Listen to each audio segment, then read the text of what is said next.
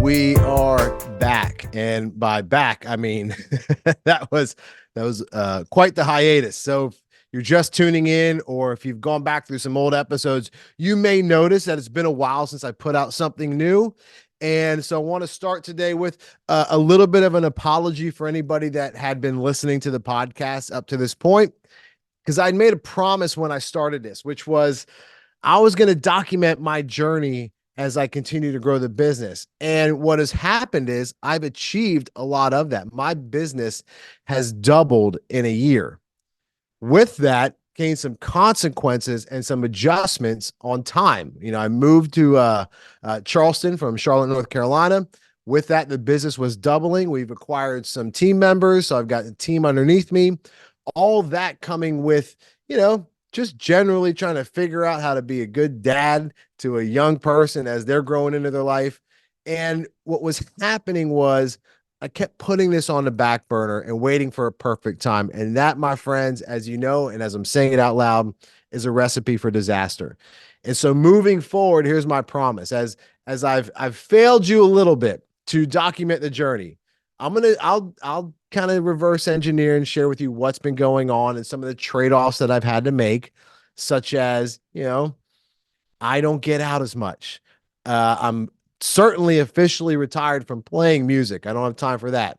I don't fish and hunt as much as I'd like to, although that's going to trade back up this year. And while we're on this, by the way, I want to talk about sacrifices versus trade-offs, because you'll hear a lot of people say the word, you have to make sacrifices to get what you want.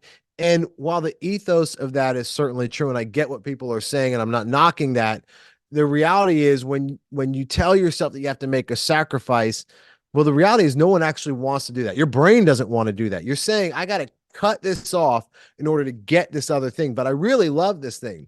And what I started to tell myself is, look, you're not going to cut those things out of your life forever. Maybe one or two things that just don't serve you, those get cut off. I get it. But what you're really doing is playing in trade-offs. And you could always trade back into the other thing. So a perfect example is over the last 2 years, I have not done as much hunting and fishing as I would like to. Normally, I'm in the woods or on the water a lot. And about 5 years ago, where I had a handful of clients that were really consistent in giving me business, and they didn't take up too much of my calendar, freed me up to do a lot of that. As the business has doubled now, I obviously have less time because I have more customers that need more of my time. So the trade-off is I can't do as much of that. Now, as I'm moving into this year, I'm building in processes. We have a staff. We're growing the team to free me up to trade back up some of those things, because while that's happening, I don't want to trade off for my son, Valentino, who's 6, who's starting to get really interested in the outdoors. I don't want to have him make that trade-off or me make that trade-off for him. So I'm going to consciously make a decision on how we do that. And that's really what we're doing when we're trying to go on this journey of our personal wealth, right? The podcast is called Wine and Wealth for a reason, because wealth obviously measured in finances, and I'm not here to sugarcoat it. When you're making more money, things are pretty good. But I did begin to understand when people say money doesn't buy you happiness. It's not like I'm this multi-billionaire or anything telling you, oh yeah, that's true.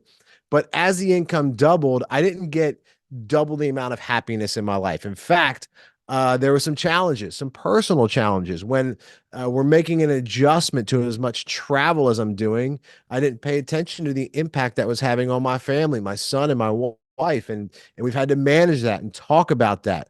The things that I was trading off unintentionally. Yeah, I had to refocus and recalibrate and redefine and remember what wealth really looks like. Along with that, by the way, since we're talking about the wine part, yes, I'm still having a nice glass of wine here and there. However, I have reduced a lot of that intake. For any of you that know me or have known me personally, you might have known that I can hold my own with the best of them out there on a Friday night.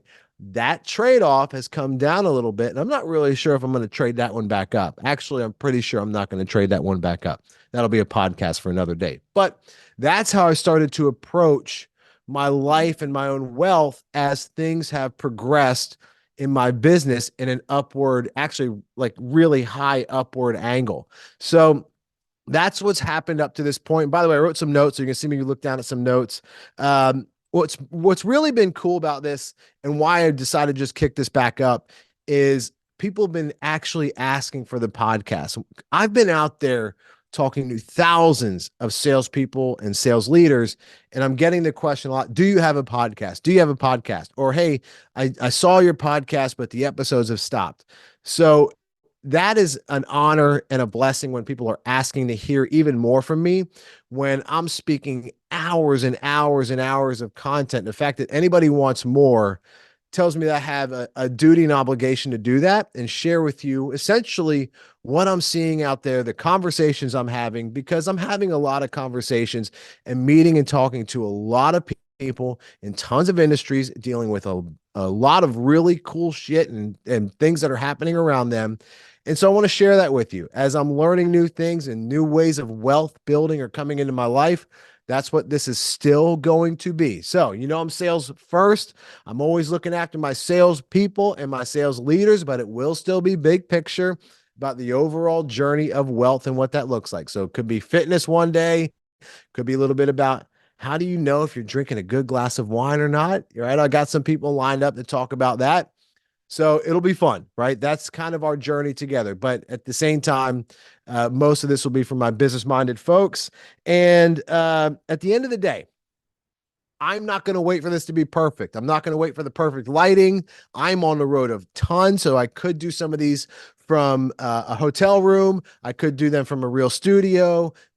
A lot of you may remember my producer, Alex. He's going to be joining me again, but I'm not going to wait for his availability to just strike up a podcast. So my promise to you is consistency, because you've asked, because a lot of people are wanting to know more and be deeper ingrained into this journey.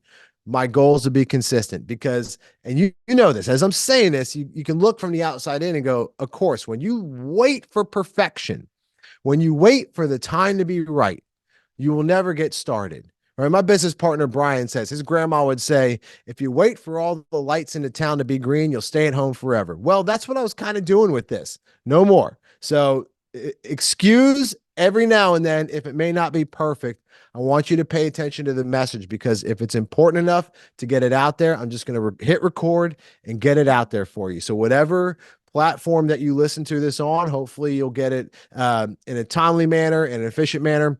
And I'm just going to be consistent. So that's the, God, this sounds like the Elvis version of it, but that's the comeback special today. I got a couple more coming right now. So enjoy those episodes. And I promise consistency and value.